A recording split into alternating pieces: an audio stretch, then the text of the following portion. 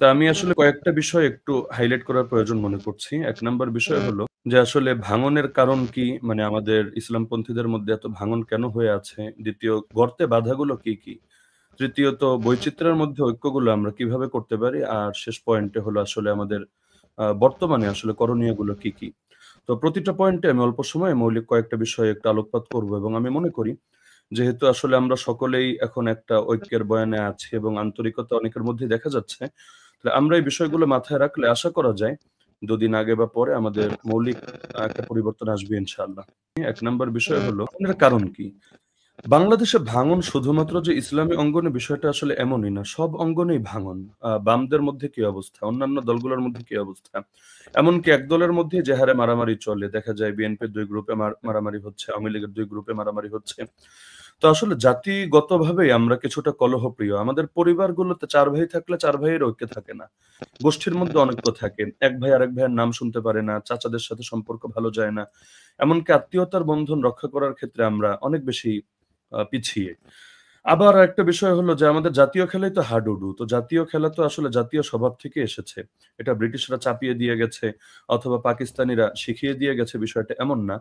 তো জাতীয় স্বভাবের মধ্যেই আসলে আছে। আমি ১০ জন মিলে হলেও আরেকজনকে ল্যাং মেরে ফেলতে হবে, তাকে ধপাস করে আছাড় দিতে হবে।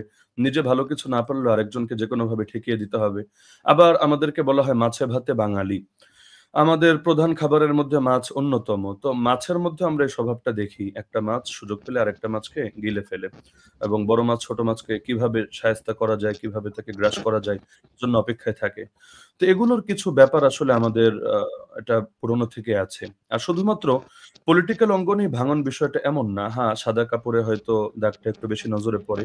না হলে আমাদের ভাঙন নাই আসলে কোন জায়গায়? আল্লাহর ঘর মসজিদ। এই মসজিদ নিয়ে কত জায়গায় ভাঙন। সমাজ ভেঙে গেছে। আমি এমন জায়গার কথা বলতে পারবো যেমন আজকে আমাদের মুফতি লুৎফর রহমান ফরাইজি হাফিজাহুল্লাহ তিনি যেখানে আছেন তার আশপাশে এমন এলাকাও আছে। রোডের এপারে এক মসজিদ, ঠিক ওপারে আরেকটা মসজিদ। তারপর চিটাগাং গেলে তো এটা প্রচুর দেখা যায়। এখানে একটা মসজিদ ৫০ গজ দূরে আরেকটা মসজিদ। কেন? মসজিদ ভেঙে ফেলেছে নিজেদের ভেতরে দ্বন্দ্বের কারণে। আবার দেখা যাচ্ছে যে আ মাদ্রাসার মধ্যে দ্বন্দ্ব চলে, আলিয়া কওমির মধ্যে দ্বন্দ্ব চলে, তাবলিগের মধ্যেও ২ গ্রুপ হয়ে এখানেও এসে দ্বন্দ্ব দেখা দিয়েছে। তারপর মাদ্রাসা ভেঙে যাচ্ছে। আহলে হাদিসদের মধ্যেও ২ ধারা তৈরি হয়ে গেছে। আব্দুর রাজ্জাক বিন ইউসুফ সাহেবের নেতৃত্বে এক ধারা, আবার আসাদুল্লাহ গালিব সাহেবের নেতৃত্বে আরেক ধারা। আবার সুন্নিদের মধ্যে আওয়াজ যে কত এটা তো এটা তো আসলে আমার হিসাবের মধ্যেই নাই।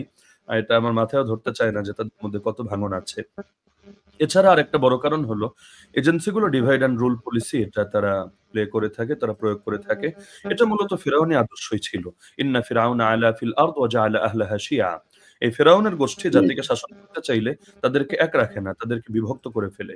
তো এগুলো মৌলিকভাবে আমি মনে করি আমাদের জাতির ভেতরে ভাঙনের কারণ, মৌলিক কারণ। গর্তে বাধা কোথায় যে আমরা এই ভাঙনটারে শেষ করে এখন আমরা তো ঐক্য করতে পারছি না কেন? আমি যদি একটু পেছনে যাই ২০১৩ সালে আমাদের বাংলাদেশে স্মরণকালের মধ্যে সর্ববৃহৎ একটা ঐক্য হয়েছিল। শাইখুল ইসলাম আল্লামা শাহ আহমদ শফি রহমাতুল্লাহ আলীর নেতৃত্বে। কিভাবে সম্ভব হয়েছিল? আমি মনে করি ক্যারিসমেটিক নেতৃত্বের একটা অভাব আসলে আমাদের ইসলামী অঙ্গনের মধ্যে আছে। যদি ক্যারিসমেটিক নেতৃত্ব থাকে তাহলে তার অধীনে জাতীয় ঐক্যবদ্ধ হওয়া অনেকটাই আসান হয়ে যায়। শাইখুল ইসলাম আল্লামা আহমদ শফি রহমাতুল্লাহ আলীর ব্যক্তিত্বের মধ্যে এমন কিছু প্রভাব ছিল যে জাতি আসলে তার নেতৃত্বে খুব আসানির সাথেই সবাই না হলেও বড় একটা অংশ ঐক্যবদ্ধ হতে পেরেছিল। এখন বড় একটা ঝামেলা যেটা হয় আসলে ধরেন আমরা নির্বাচনী মাঠে যদি ঐক্য করি, তাহলে সবগুলো দল তো আসলে সমান না। তাদের জনশক্তি সমান না, সাংগঠনিক শক্তি সমান না। বড় একটা ঝামেলাটা এবং চিন্তা এখানেই কাজ করে। রাজনীতিতে বড় ভাই বলতে একটা টার্ম আছে আসলে। এখানে কোন দলটাকে আপনি সামনে রাখবেন বা কার নেতৃত্বে ঐক্যবদ্ধ হবেন অথবা নেতৃত্ব একক নাই দিলেন কিন্তু আসলে কে তার প্রভাব বিস্তার করবে এবং অন্যদেরকে গিলে খাওয়ার চেষ্টা করবে, এটা আসলে বড় একটা ব্যাপার। তার মধ্যে আরেকটা বিষয় হলো অতীতের অভিজ্ঞতা তো আসলে খুব একটা ভালো না। তিক্ত অভিজ্ঞতা আছে। তিক্ত অভিজ্ঞতা কেমন? আ আসলে শব্দটা একটু কেমন হয়ে যায় আমি জানি না। তবে বোঝানোর জন্য বলা যায় যে আমাদের ইসলামী অঙ্গনেও কিছু ইসলামিক ফ্যাসিস্ট আছে। ইসলামিক ফ্যাসিস্ট মানে কি? বিগত দিনগুলোতে যারা আসলে অন্যদেরকে খুব একটা স্পেস দিতে চায় নাই, কাজ করতে দিতে চায় নাই। বরঞ্চ তারা নিজেদের প্রভাব বলয় বিস্তার করতে চেয়েছে, অন্যদেরকে ধীরে, ধীরে গিলে খেতে চেয়েছে। তো এই তিক্ত অভিজ্ঞতাটাও তো আসলে অন্যদেরকে এখন একই প্ল্যাটফর্মে আসতে কিছুটা বাধাগ্রস্ত করবে। আর বড় একটা বিষয় তো আমাদের মুফতি ফরাইজি হাফিজাহুল্লাহ তিনি অনেক অল্প সময় তুলে ধরেছেন যে আসলে পদ-পদবীর ব্যাপার। এখন আমরা দেখতে পাচ্ছি যে ছাত্ররা ছাত্র বলতে আসলে আমি বুঝাচ্ছি বৈষম্য বিরোধী ছাত্র আন্দোলন, নাগরিক কমিটি এবং তারা নতুন যে দল করতে চাচ্ছে, এটা নিয়েও আপনারা দেখতে পাচ্ছেন যে পত্র-পত্রিকায়, মিডিয়ায় অনেকদিন থেকে আসলে নেতৃত্বের একটা দ্বন্দ্বের আলোচনা দেখা যাচ্ছে। প্রধান নেতৃত্ব নিয়ে তাদের হয়তো ইখতিলাফ নেই। কিন্তু ২য় প্রধান নেতৃত্বে কে আসবে অর্থাৎ সাংগঠনিক কি বলে সাধারণ সম্পাদক বা মহাসচিব কে হবে, এটা নিয়ে তুমুল দ্বন্দ্ব গিয়েছে। তো এটা যে আসলে সবসময় দুনিয়ার লোভের কারণে হয় এটা আমি মনে করি না। এটার পেছনে একটা অজুব বা আত্মমুগ্ধতাও ব্যাপার থাকতে পারে। অর্থাৎ অনেকে ভাবে হয়তো যে আমি জামান আলী ইউসুফ আলাইহিস সালামের মতো অর্থাৎ আমি যদি এই পদে আসি তাহলে ইসলামের বেশি ফায়দা, দ্বীনের বেশি ফায়দা। আর আমি ছাড়া আমি তো কাউকে যোগ্য দেখি না এবং সেই ক্ষেত্রে অন্য কেউ আসলে এটা কাজ হবে কিনা। যার কারণে আমরা দেখি বাংলাদেশে বুড়ো হতে, হতে এক পা কবরে চলে যাচ্ছে, চলতে ফিরতে পারছে না, দল চালাতে পারছে না। তবুও অনেক সময় দেখা যায় দলীয় পদ অথবা প্রাতিষ্ঠানিক পদ ছাড়তে অনেকে রাজি হতে চায় না। একদিকে দেহ সঙ্গ দেয় না, কাজ করতে পারে না। আর আরেকদিকে পদও ছাড়তে চায় না এবং তারুণ্যকে নেতৃত্বের সামনে আসতে দেয় না। এই যে তারুণ্যের এক বিদ্রোহ এখন পুরো বাংলাদেশে দেখা যাচ্ছে বিভিন্ন অঙ্গনে। এটার বড় একটা কারণ তো এটা। তাদেরকে আসলে স্পেস দেওয়া হয়নি। যোগ্যতার ভিত্তিতে তাদেরকে কাজের সুযোগ দেওয়া হয়নি। আর এজেন্সিগুলোর ইন্ধন তো আছেই। কাঁটা দিয়ে তারা কাঁটা তুলতে চায় এবং ফেরাউনি সেই আদর্শ ডিভাইড অ্যান্ড রুলস ওয়াজআলা আহলাহা তো এখন বৈচিত্র্যের মধ্যে ঐক্য কিভাবে করা যায়? আমি মনে করি যে আমাদের ফরায়েজি হাফিজাহুল্লাহ আলোচনায় এটা এসেছে যে আমরা সার্বিক ঐক্য যদি আসলে সব করতে চাই তাহলে এটা হয়তো একটু জটিল ব্যাপার। কিন্তু মা লা ইউদরাকু কুল্লুহু লা ইউতরাকু কুল্লুহু। পুরোটা খেতে না পারলে, পুরোটা না পেলে আংশিকও যে পাওয়া যাবে না বিষয়টা তো এমন না। তো যতটুকু সম্ভব ততটুকু হোক, ইস্যু ভিত্তিক ঐক্য হোক। আল্লাহ তাআলা কোরআনে দেখা যাচ্ছে আহলে কিতাবের ব্যাপারেই তো জানালেন। কুল হে নবী বলে দেন ইয়া আহলাল কিতাব, হে আহলে কিতাবরা অর্থাৎ তাওরাত, জবুর, ইনজিলের ধারক বাহকরা তাআলাউ ইলা কালিমাতিন সাওয়াইন বাইনানা ওয়া বাইনাকুম আসো এমন একটা বিষয়ের দিকে যেখানে আমরা আর তোমরা একমত। সেটা কি? যে তোমরা যদিও নবী মানো না কিন্তু আল্লাহ তো মানতে পারো। লা ইলাহা ইল্লাল্লাহ এই ব্যাপারে তো তোমাদের একমত হওয়া উচিত। আল্লা না'বুদা ইল্লাল্লাহ ওয়া লা নুশরিকা বিহি শাইআ ওয়া লা ইয়াত্তাখিযা বা'দুনা বা'দান আরবাবাম মিন দুনিল্লাহ। তাহলে তাওহীদে এক হও। তোমরা রিসালাত যদি নাও মানো তাওহীদের উপর এক হও। তা আমরা ইস্যু ভিত্তিক ঐক্য গড়তে পারি। যেমন জুলাই আন্দোলন যারা করেছে, সবাই যে আসলে এক দলের ছিল, এক মতের ছিল বিষয়টা এমন না। কিন্তু দেখা গিয়েছে যে ফ্যাসিস্ট দূর করতে হবে, ফ্যাসিবাদকে মূলোৎপাটন করতে হবে এ ব্যাপারে ইস্যু ভিত্তিক ঐক্য হয়ে গিয়েছে। তারপর ২য় বিষয় হলো ওই যে নেতৃত্বের কথা যদি আসে, ফরাজি হাফিজাহুল্লাহ এই বিষয়টা এনেছেন। আসলে চেয়ার ছাড়তে কে রাজি হতে চায়। এজন্য একক নেতৃত্ব যদি আমরা বলি যে একক নেতৃত্বের অধীনে সকলে ঐক্যবদ্ধ হব, তাহলে আসলে কে নেতা হবে, কে বড় ভাই হবে, এটা নিয়ে কাদা ছড়াছড়ি এবং সময় যেতে থাকবে, কোন ঐক্য হবে বলে আমার মনে হয় না। এক্ষেত্রে একটা বিকল্প হতে পারে প্যানেল নেতৃত্ব। বা শুরাই নিজাম। দাওয়াত ও তাবলীগের মধ্যে যেমন নেতৃত্ব নিয়ে দ্বন্দ্ব হলো, এখন একপাশে তো মাওলানা সাদ সাহেব তিনি একক নেতা হিসাবে আছেন। অপর পাশে আরেকজন একক নেতাকে দাঁড় করিয়ে দেয়া হলো না। কেন? দাঁড় করিয়ে দিলে কি নাজায়েজ হতো? না, মোটেও নাজায়েজ হতো না। কিন্তু তখন বলা হতো যে এটা নেতৃত্বের দ্বন্দ্ব, যে সে আসলে নেতা হতে চায় এজন্য মূলত আ তারা তাকে মানছে না। তো এজন্য যেখানে একক নেতৃত্বে আসলে কোন ঝামেলা থাকে, বড় ঝামেলা সেখানে বিকল্প তো আছে। শুরাই নিজাম আমরা একটা শুরা প্যানেল বানিয়ে নিলাম এবং তারা সকলে মিলে বৈঠক করে তারা পারস্পরিক ঐকমত্যের ভিত্তিতে সিদ্ধান্ত গ্রহণ করল। তার মধ্যে আবার বিষয় হলো ঐক্যজোট করে আসলে লাভ নাই। বিগত অভিজ্ঞতা যেটা বলে ঐক্যজোট করে লাভ নেই। আজকে ঐক্যজোট করবেন, কালকে আবার ঐক্যজোট ভেঙে এটাই নতুন আরেকটা দলে পরিণত হবে। নাম থাকবে ঐক্যজোট, কাজে হলো একক দল। তো এজন্য আ আমার মনে হয় যে এই ক্ষেত্রে সুন্দর হতে পারে যে আসলে ওই জোটমোট বাদ দিয়ে বা মোর্চা বাদ দিয়ে অন্তত আমি যদি নির্বাচনের উদাহরণও দিই, তাহলে এমনটা হতে পারে যে ৩০০ আসন, ৪০০ আসন যাই হোক আগামী দিনে, বিগত দিনে ৩০০ যদি ধরি। তো প্রতিটা আসনে একজন করে ইসলামের পক্ষে তারা আ প্রতিনিধিত্ব করবে। স্রেফ একজন এবং একটা ব্যালট থাকবে। এখানে একটা ব্যালট ইসলামের পক্ষে, বাকিগুলা অন্য সবকিছুর পক্ষে। এবং মানুষ এটা বুঝবে না যে হুজুরে, হুজুরে মারামারি, ইসলামপন্থীদের মধ্যে মারামারি এবং তাদের ইখতিলাফগুলো অনেক সময় সাধারণ মানুষ আসলে বুঝতে সক্ষম হয় না বা বুঝতেও চায় না। এজন্য আমরা যদি এমন হয় যে এক আসনে একটা করে ব্যালট তাহলে মানুষ বুঝবে যে না আমাদের ভেতরে যাই হোক তারা বুঝবে ঐক্য আছে এবং তাদের জন্য ইসলামের পক্ষ নেওয়াটা সহজ হবে। তখন লড়াইটা হবে এমন এবং আলেমরা এভাবে আলোচনা করতে পারবে ইসলাম ভার্সাস জাহেলিয়াত, নব্য জাহেলিয়াত। তো তোমরা কি ইসলামের পক্ষে থাকবা না জাহেলিয়াতের পক্ষে থাকবা? এবং যেখানে যে দাঁড়াবে সব দলের লোকগুলো উদারতার পরিচয় দিয়ে তার পক্ষে দাঁড়াবে, তার জন্য কাজ করবে। অন্তত বিরোধিতা করবে না, অন্তত তার পথে কাঁটা বিছাবে না। এতটুকু যদি করে তাহলে আমাদের বৈচিত্র্যের মধ্যে ঐক্য হবে। আর যত যাই কিছু করেন আসলে বাস্তবতা হলো এই যে আমি যে লেখাটা লিখেছিলাম এবং ফরায়েজি হাফিজাহুল্লাহ যেটার কথা আনলেন যে আমাদের রাজনীতির ইতিহাস তো আসলে নতুন না। সে ৮০ দশক থেকে রাজনীতির অঙ্গনে আসা। কিন্তু আসলে আমরা কোন অঙ্গনেই জাগাতে পারছি না। এটা আসলে মূল কারণটা আমাদের বোঝা দরকার। এই যে ৪০ বছরের বেশি সময় ধরে আমরা রাজনীতিতে আছি। এতদিন ইসলামপন্থীরা মেইনস্ট্রিম রাজনীতিতে মূল ফোকাসে চলে আসার কথা। কিন্তু হলো না কেন? এর কিছু কারণ তো আমাদের অনৈক্য আছে। আর আরেকটা বড় কারণ এটা, আমরা আসলে জাতিকে এখনো ব্যাপকভাবে রাজনীতিতে সম্পৃক্ত করতে পারি নাই। এখনো বাংলাদেশিরা ইসলামকে ভালোবাসে। তাদের কয়জন তারা আসলে ইসলামী রাজনীতিকে এগিয়ে দেওয়ার জন্য তারা এই উদার মানসিকতাটা লালন করে। আসলে শুধু রাজনীতির কথা, রাজনীতি বললে অনেকে আবার বিভিন্ন চিন্তা করবে। আমি যদি অন্য অঙ্গনের কথাও বলি, যেমন ধরেন আমি যদি উদাহরণ দিয়ে বলি যে জিহাদি আন্দোলন, যে প্রচলিত কাঠামোর রাজনীতি না, জিহাদি আন্দোলন। বাংলাদেশে জিহাদি আন্দোলনের ইতিহাসও তো নতুন না। সেই ৯০ র দশক থেকে শুরু হয়ে এখন ২০২৫, তারা বা কতটুকু এগোতে পেরেছে?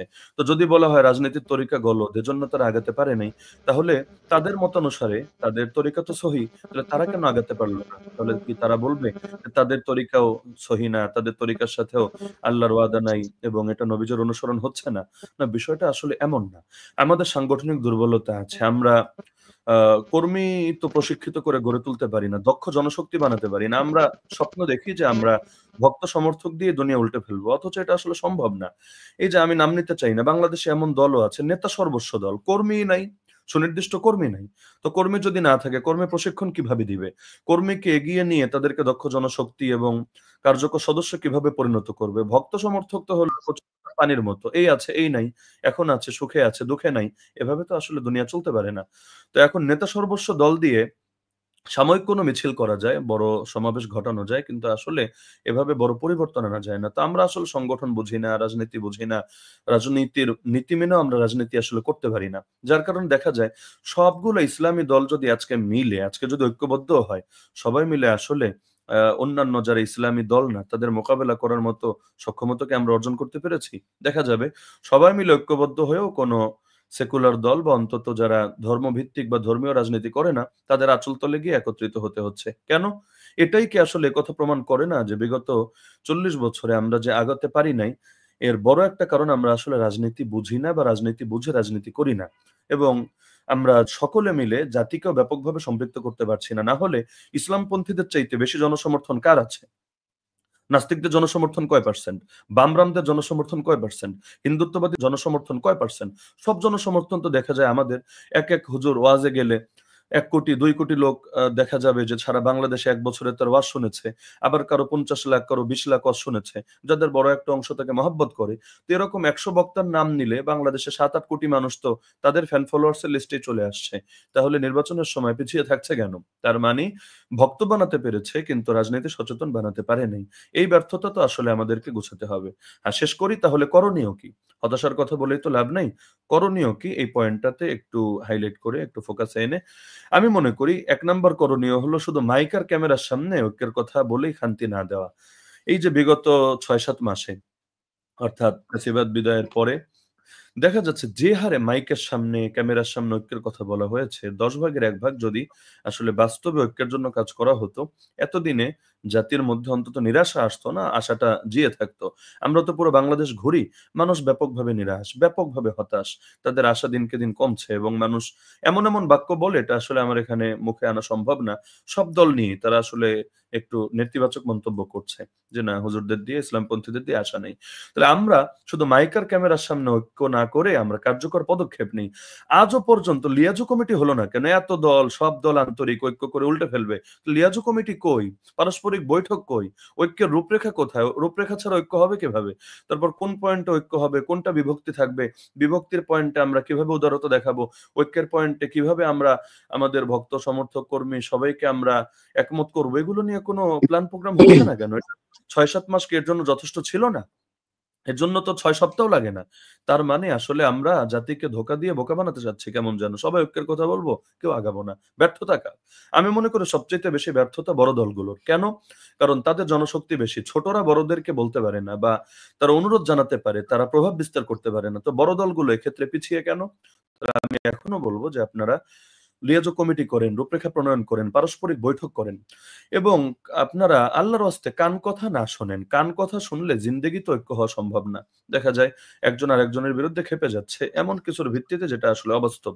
তাহলে নিয়মিত পারস্পরিক বৈঠক হোক, ইন্টারফেথ ডায়ালগ যদি হতে পারে, হ্যাঁ, আমি এটার পক্ষে বিপক্ষে বৈধতা অবৈধতা নিয়ে আলাপ করছি না। আমি উদাহরণ দিচ্ছি যে বিভিন্ন ধর্মের লোক নিয়ে একসাথে বসে বৈঠক করে ফেলছে। এই যে কয়দিন আগে প্রধান উপদেষ্টার সামনেও হলো। তাহলে আমরা সবগুলো ইসলামী দল কেন আমরা এভাবে একসাথে মাঝে, মাঝেই বসতে পারছি না? এর উদাহরণ তো পৃথিবীর বিভিন্ন দেশে আছে। আমরা একটা রুটিন করি। এতদিন পর, পর আমরা একসাথে বসবো এবং বিভিন্ন দল তো আসলে এক ব্যানারে একা আছে। সমমনা ইসলামী দলের ব্যানারে কওমিদের অধিকাংশ প্ল্যাটফর্ম এক আছে। নিয়মিত যদি বৈঠক হয়, পারস্পরিক আলাপ আলোচনা হয়, আসলে অনেক উদারতা এক্ষেত্রে আসলে সহজ। আর বড় একটা বিষয় হলো উদার মানসিকতা লাগবেই লাগবে। ইনসাফের পথে চললেই হবে না, ইহসানের পথে চলতে হবে। ছাড় দেওয়ার মানসিকতা গ্রহণ করতে হবে। প্রতিহিংসা ছাড়তে হবে। অন্যদেরকেও স্পেস দিতে হবে। বাহির আর ভেতরে রূপ এক রাখতে হবে। বহুরূপী না হতে হবে। আমি অবাক হয়ে যাই। আমরা কাফের মুশরিকদের বেলায় যতটা ছাড় দিতে পারি, যতটা সম্প্রীতির বয়ান দিতে পারি, নিজেদের বেলায় আসলে পারি না। তো এভাবে তো আসলে হয় না। আজকাল মানুষ সচেতন। মানুষ চোখের চাহনি দেখে, মানুষ হাত কিভাবে রেখেছে এটা পর্যন্ত দেখে। এজন্য এই সচেতন যুগে আমরা আসলে এভাবে হবে না। তো সুতরাং এখনো সুযোগ আছে। শুধুমাত্র রাজনৈতিক ক্ষেত্রে না, সব ক্ষেত্রেই আছে। রাজনৈতিক ক্ষেত্রে রাজনৈতিক দলগুলো ঐক্যবদ্ধ হবে। বাকিরা তাদের অন্তত বিরোধিতা পরিহার করবে। অন্তত এই সময়ে বিরোধিতাটা না করুক। এখন যেহেতু আসলে আমাদের একটা সুযোগ আছে। আর অন্যান্য ক্ষেত্রে আমরা মৌলিক কিছু বিষয়ে একমত থাকি। আলহামদুলিল্লাহ অনেকটা ঐক্যের পরিবেশ ইদানিং লক্ষ্য করা যাচ্ছে। কাদা ছোড়াছড়ি অনেকটাই কমে গিয়েছে। তো আমি মনে করি এগুলো আশার বাণী। আমরা এভাবে ধরে রাখতে পারলে আগামী দিনে ব্যাপক পরিবর্তন আসবে। তো আমি সবাইকে আবারও ধন্যবাদ জানাচ্ছি। জাযাকুমুল্লাহু খাইরান।